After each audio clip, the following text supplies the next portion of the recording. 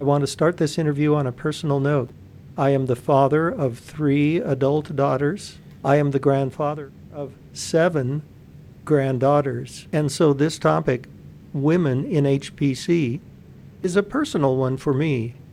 With that said, welcome to SC21 TV, the video interview component of SC21, the International Conference for High Performance Computing, Networking, Storage, and Analysis. I have 2 esteemed guests with me. Would you each introduce yourselves, please?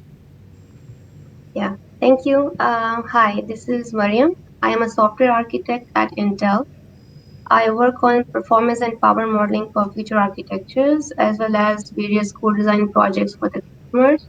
Marium, I know that we have 2 names underneath your image there. One of them is you. Who is the other person? Yeah, so Mariam is my name. The other person is Misbah Mubarak. She is the vice chair of our workshop.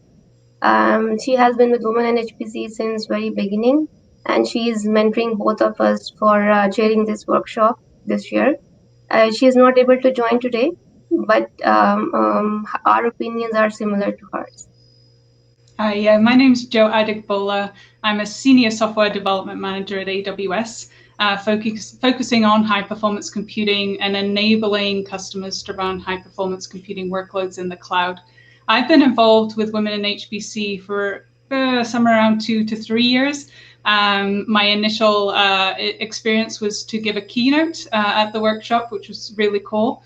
And we're here today to talk to you about our workshop this year at Supercomputing, with the title of Women in HPC, Diversifying the HPC Community and Engaging Male Allies.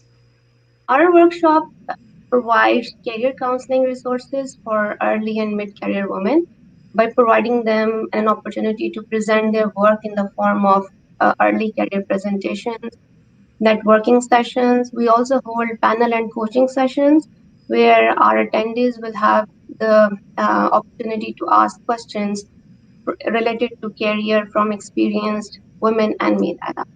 So since last 5 years, we are holding this mentoring exercise.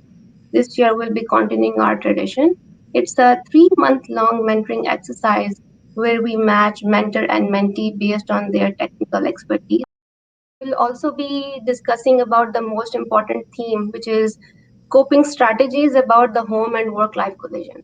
Let's talk about that for just a moment. Could I get each of you to give one tip on how, perhaps something that you've been able to apply in your own lives, on how to deal with these mental health challenges that we're all facing as we're now in our 2nd year of a global pandemic? One tip from each of you? Yeah, I'll go first. I think for me, what is working best is taking out time for myself.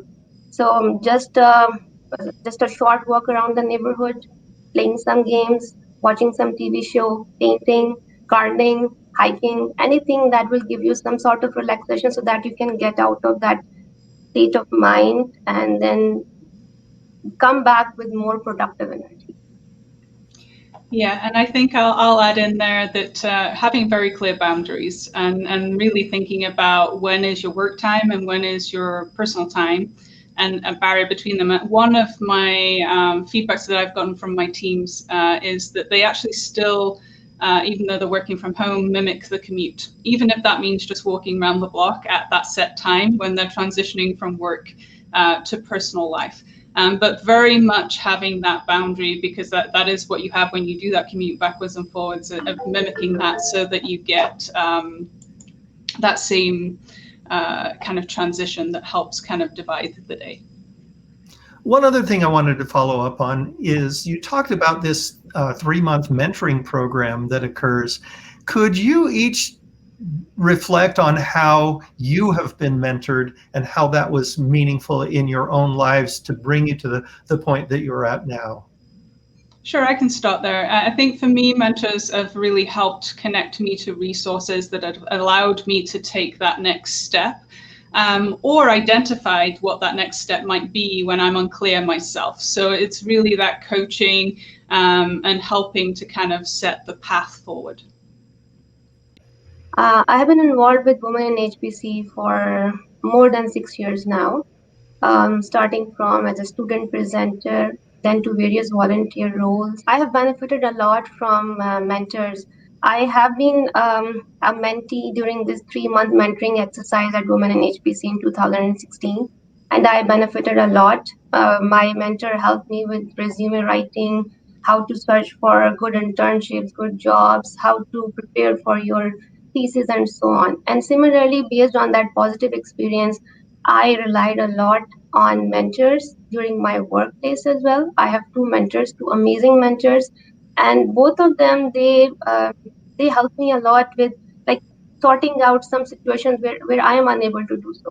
They help me. They know my strengths. They know where should I put my strengths in, and they also know that how should I focus my energy in particular areas to be more productive and to be keep going in my career. Well, thank you so much for being with us today. And that concludes this edition of SC21 TV. Thanks for watching.